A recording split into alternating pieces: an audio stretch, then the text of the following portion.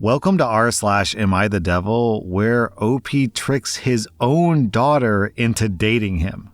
Our next Reddit post is from rSlash_confession. I've destroyed the relationship between me and my stepdaughter, and I don't deserve to have it repaired. I'm 36, and my stepdaughter, Kay, is 15. I married her mom when I was 29 and Kay was 8. In total, I have 4 stepkids, ages 16, 15, 13, and 11, all girls except for the youngest. I also have a biological daughter who's 13, but she lives out of state, and I haven't seen her since she was about 6. I'm sure you all know what's coming, but I'll preface this to say that no, I never touched her. My wife and I are very overprotective of our kids, my wife more so than I am. We didn't let our kids have email accounts or Facebook accounts until they were at least 14, and our younger 2 kids still don't have them. My oldest kid is every parent's dream child, responsible to the nth degree, a 4.3 GPA, number 1 of 394 students in her class for 3 years straight. My second child, Kay, on the other hand, is the exact opposite. Rebellious, selfish, talks back, can't be counted on to do anything, constantly lies, basically a typical teenager. When we started allowing them to go online, I installed a spyware program on their computer in order to monitor their internet activity without their knowledge. Kay repeatedly created Facebook accounts without our permission and against our rules, and she tried to hide them from us. But because of my software, I always knew. She found out about the software after we confronted her about the Facebook accounts, and she lost all computer privileges for quite some time. Once she earned them back and we allowed her to have a Facebook, she was very careful about what she said on the computer while at home because she knew about the software. Kay never talks to her mother or me about anything going on in her life. Everything's a huge secret, and we never know anything that she says or does. I got a stupid idea to create a fake girl online in order to become her friend, and hopefully get some insight into what was going on in her life that she kept so secret from us. I know, it was a stupid, dumb idea, and I'll regret it for the rest of my life. So I made friends with Kay, and I started talking to her, and it was going okay for a while. After about 6 months, she started to suspect something was fishy, and in order to save myself, I created another person, the fake girl's cousin, and introduced them. Kay had 2 serious crushes on boys who both happened to have the same name, Josh. So naturally, I named my new boy persona Josh to give myself an in. Kay is very starved for attention because she's always in trouble at home because of the things that she does. And she and Josh hit it off immediately. Within weeks, they were dating across the internet. What? And oh no! I was in essence my 14-year-old stepdaughter's boyfriend. Things escalated quickly, and at one point we ended up having cyber sex while I was at work, and she was home with one of her girlfriends. She was using her girlfriend's phone to chat with me, so her conversations couldn't be monitored. As horrible as it is, I really enjoyed the encounter, and oh no! Oh my god. Oh my god. Oh my god. And I touched myself ashamedly in my office the whole time. As it was bound to happen, I got caught by my wife. She had gone... Man, I'm sorry. I shouldn't laugh. This is making me really nervous, and sometimes I laugh when I get nervous. Okay, she had gone through my phone and found the email accounts I made. She was beyond pissed, and I can't blame her, and I deserve every ounce of what she gave me and more. I was also caught by Kay when she had one of her friends over and they were emailing me from the friend's phone. And unknown to me at the time, they were watching me as I responded on my phone. My wife now hates me, rightfully so, although she doesn't have solid proof that it was me. I don't understand why my wife didn't leave me immediately. She certainly should have to protect her daughter. My relationship with Kay has been utterly destroyed, and I have no hope of ever repairing it. And I don't deserve to have it repaired either. I'm extremely attracted to my stepdaughter, and I find myself watching her and fantasizing about her in ways that no grown man should. It's just for her, though. I don't think of any other underage people like this, and I don't know what to do. I should leave, but I can't. I'm weak. I'm sick. I'm sorry, and there's nothing I can do about it. OP, straight to jail. Straight to jail. Prison for you. Our next Reddit post comes from rSlash I'm a 27-year-old man, and I cheated on my 25-year-old fiance last Friday. There's no excuse. Alcohol wasn't involved. It was just lust, and me being a jealous douchebag, plain and simple. My fiance approached me and said that she wanted to go out to the bar and maybe a club with her friends. Immediately, I said no. I don't like the idea of her getting drinks in her and then going to a club where there's a bunch of guys doing their best to try to get her to come home with them. She then said something along the lines of, "It's my life. Just because we're getting married doesn't mean you have full control of me," or whatever. I told her that no would be my final answer. She said that I could come, but I mean, come on. One cock and a group of hens isn't all that fun. Finally, she pulled back and said, "Fine, I'll go with my mom." 9 p.m. rolls by, and I'm scrolling her Instagram, and her friend posts a story of all of them in the club. At this point, I'm pissed. She deliberately disobeyed me.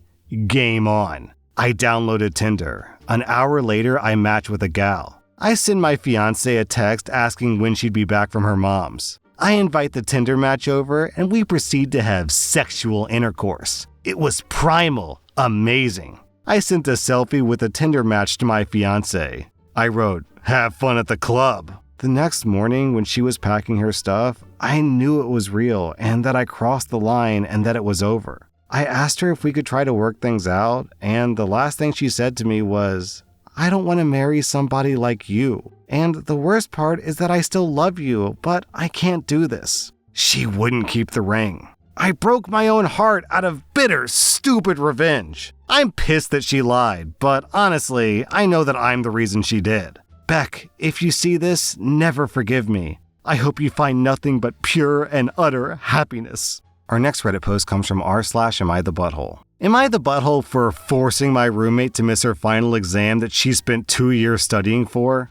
I live with a roommate and her 3-year-old child. My roommate is a 4th-year medical student and is really struggling, balancing having a child, intense study workload, chores, part-time jobs to afford rent, a babysitter, and necessities. On the day of the biggest exam of her entire degree, her babysitter canceled last minute. She was absolutely frantic and hysterically called every one of her contacts to help. Of course, she asked me. She's asked me to babysit before, and I always gave a stern no. It's not about the time, it's about the principle that I must be responsible for the child during that duration. Like, if the child hurts himself, no matter how badly, that'd be on me. And I refuse to take the responsibility for something like that, so I always refuse to babysit. She begged and begged me, and since the journey to her exam center is almost 2 hours away and she had to go now, she just said, "I don't effing care," and left the house. Frankly, I found this quite disrespectful, as it's trying to push me to babysit without my consent. Right after she left, I grabbed my coat and also left. She was starting her car when she saw me and asked what I was doing. I told her I was going to watch a movie. I lied, I just refused to babysit without consent.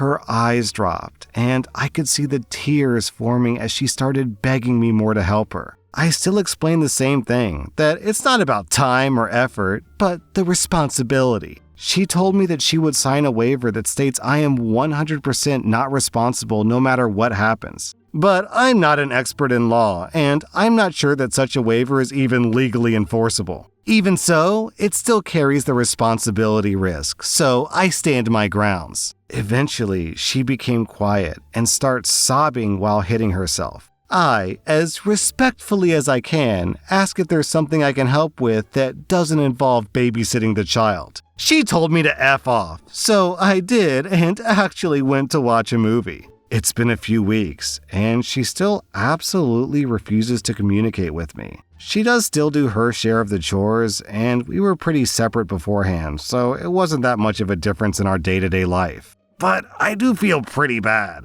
Over the past 2 years that we've lived together, she has almost no free time and always sleeps later than me and wakes up earlier than me to cram in a little bit of extra study. I know the exam meant a lot to her, and missing the exam might jeopardize her entire degree of 4 years. I didn't think it would be appropriate for me to ask. It sucks that her efforts for the past 2 years has gone down the drain, but that's not an excuse to cross my bottom line. Am I the butthole? OP, you are cold as ice.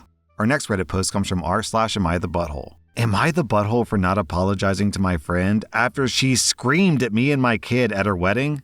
I'm a 29-year-old woman, and 2 weeks ago, me, my husband, and my 4-year-old son attended my best friend's wedding. It was a beautiful ceremony, and everything was going great until my best friend and her husband cut the cake. Important context. My best friend did speak to me during her wedding planning about being unsure about whether or not to allow kids at her wedding. Her 2 sisters both have kids around her son's age, and she sees my son as her nephew too. But she wanted to be able to let loose and enjoy her wedding without worrying about any kids messing things up. I gave her my opinion, saying that me and my husband allowed kids at our wedding and we wouldn't have it any other way. The kids were still family and they deserved to be included.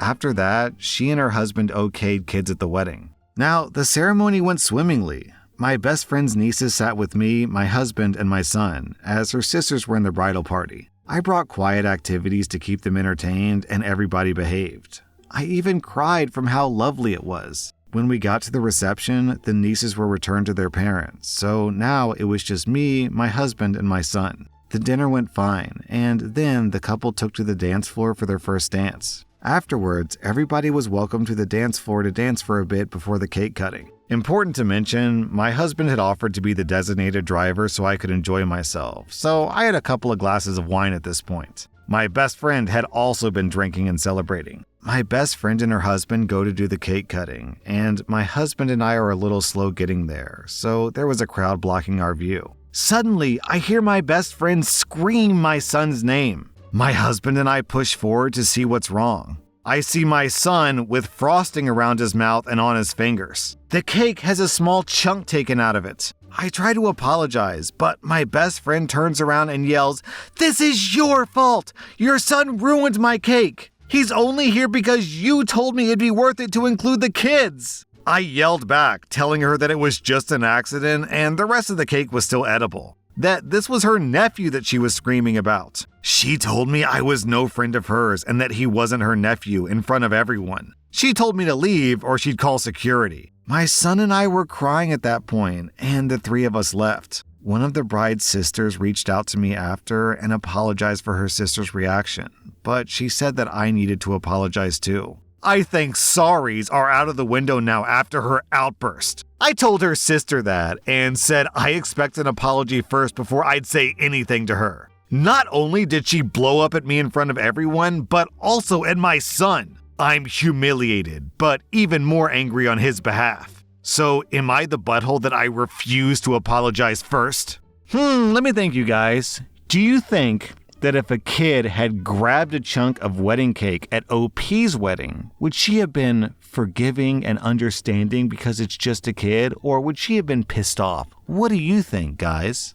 Our next Reddit post comes from r/amithebutthole. Am I the butthole for complaining about the food that my ex makes? For context, I'm a 40-year-old guy, and me and my ex-wife, who's 35, got divorced 5 years ago. While we were together, we had twin girls. We maintain a healthy co-parent relationship, but my ex-wife doesn't want to communicate outside of that. When my wife and I were together, she enjoyed making things from scratch. Mostly food, but clothes as well. She would tell me that she wanted to live on a farm. I always thought that would be a waste of money, but I let it be. Now that we're divorced, she moved onto the farm that she always wanted to, and she grows various kinds of fruits and vegetables. She also continued to make even more food from scratch, but now feeds this food to our daughters. Apparently, it makes up most of their diet. The problem comes up during mealtime when I have custody of our daughters. The girls refuse to eat anything I make. I usually use store-bought pasta, bread, jam, cheese, yogurt, etc. All things their mother makes from scratch. They often complain about the taste and say that they can taste the difference if I try to lie to them.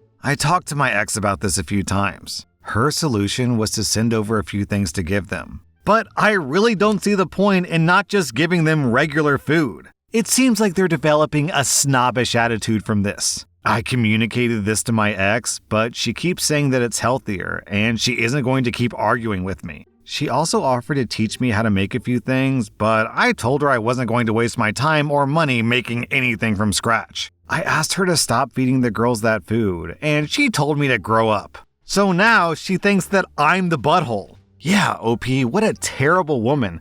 This awful woman cooks home-cooked meals for her daughters. What a disgusting human being. How dare she pursue her dream of living on a farm when you didn't, and grow fresh fruits and vegetables and give them to her daughters? What a monster! Man, it's so obvious in some of these posts why people got divorced, because to even complain about someone making fresh food for your daughters it's just bonkers. It doesn't make any sense in any universe. That was rSlash and if you like this content, check out my podcast where I publish the exact same episodes. Also, hit that subscribe button because I put out new Reddit videos every single day.